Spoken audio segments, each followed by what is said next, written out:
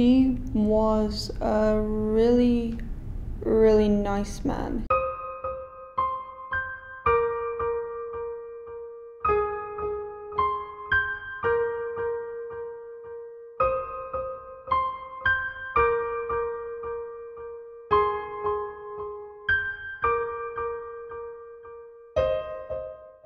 I really enjoyed his lessons, and he was a really fun teacher, I think. He always tried to make his lessons really enjoyable, and looking back, that's pretty dark.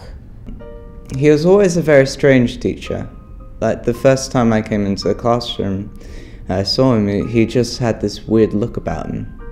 He couldn't really know what he was going to do. I remember this one time where he bent over my desk to help me with something, and so his face was actually a mere few inches away from mine, and even though I liked him as a teacher, there was something very unsettling about that. I really can't believe he'd done that. Took photos and recorded us getting changed.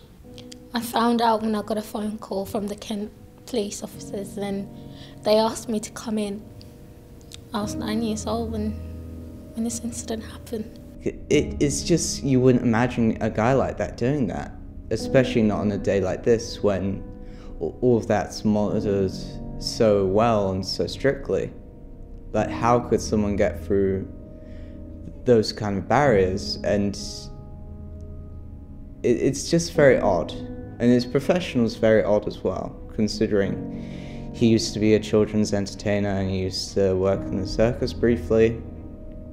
And then he works as a teacher. It just doesn't quite add up how the government could allow, well, how they couldn't kind of inspect before they allowed him to work at the school. I just couldn't think someone who acted so nice could really be so evil. He broke all trust that most people would have in a tutor. I only found out several years later that he was